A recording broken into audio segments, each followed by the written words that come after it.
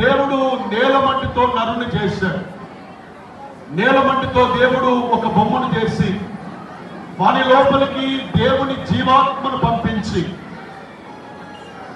ఎప్పుడైతే దేవుని జీవాత్మ ఆ మట్టి బొమ్మలోనికి వెళ్ళిందో వాడు నరుడుగా లేచి కూర్చున్నాడు. వానికి సాటి అయిన సహాయము కావాలి అని దేవుడు అనేక ప్రయత్నాలు చేశాడు.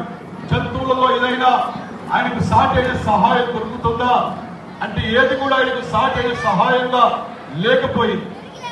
అప్పుడు దేవుడైన యెహోవా నరునికి గాఢ నిద్రను కలుగజేసి వాని ప్రక్కటెముకలో నుంచి ఒక ఎముకను తీసి దేవుడు ఆ ఎముకను మాంసముతో పూడ్చి ఆయన స్త్రీనిగా చేసి తీసుకొని వచ్చి ఉన్నారు. దేవునికి స్తోత్రము కలుగును గాక. హల్లెలూయా. ప్రతి పురుషునికి కూడా స్త్రీ ఒక సాటి అయిన సహాయముగా ఆమె ఉంటుంది.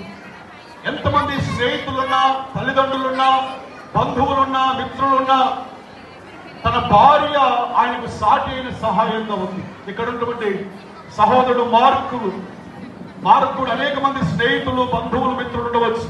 కానీ ఇప్పటిదాకా ఆయనకు సాటి అయిన సహాయం ఆయనకు లేదు. అయితే దేవుడు జగత్తు పునాది వేయబడక మునుపే సహోదరుడు మార్క్ గారు సహోదరుడు మార్క్ గారికి దేవుడు సహోదరి ఎలీషాని ఏర్పాటు చేసి ఉన్నారు. హల్లెలూయా.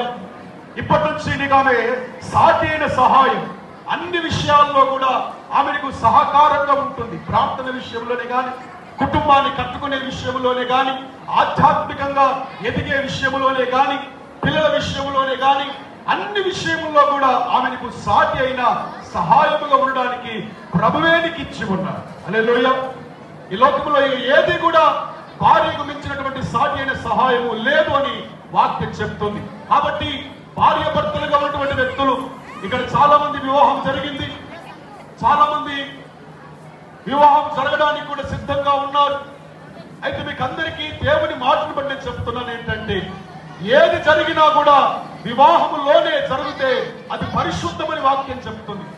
వివాహానికి ముందు జరిగేదంతా కూడా చారత్వమని, వివాహం తర్వాత ఎవరైనా అక్రమ సంబంధం పెట్టుకుంటే అది వ్యభిచారమని దేవుని వాక్యం చెప్తుంది.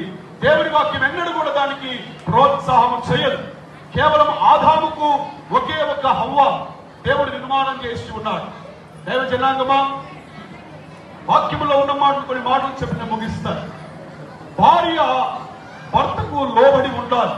అన్ని విషయాల్లో భార్య తన భర్తను ప్రేమించాలి, లోబడాలి, గౌరవించాలి. ఎంతమంది గౌరవిస్తున్నారు ఇక్కడ మీ భర్తను? చాలా మంది అరే తురే అంటారు.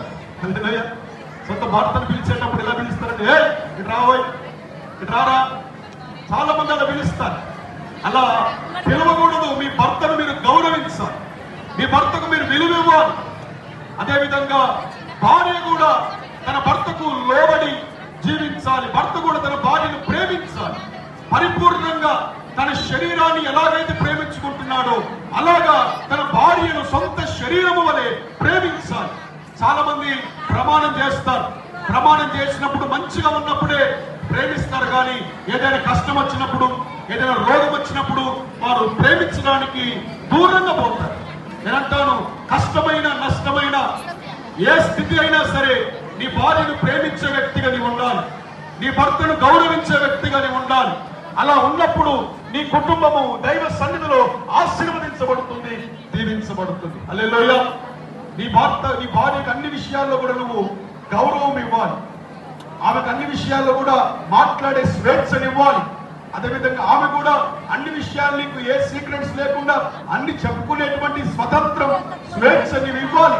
ఆమె కూడా, మీరిద్దరు కూడా అలాగా అన్యోన్య సహవాసంగా ఉంటే మీ ముందున్నటువంటి వ్యక్తులకు ఆదర్శ దంపతులుగా, అన్యోన్య దంపతులుగా దేవుడు ఇస్తాడు. హల్లెలూయా. మరి ముఖ్యంగా దైవ సన్నిధిలో మీరు ఎదగాలి. దైవ సన్నిధిలో మీరు ఎదగాలి. బైబిల్లో ఇస్సాకు అనేటువంటి ఒక వ్యక్తి ఉన్నాడు. తన తండ్రి ఆయన ఒక వ్యక్తిని పంపించాడు, ఇంట్లో పని చేసేవాడు, నా కుమారునికి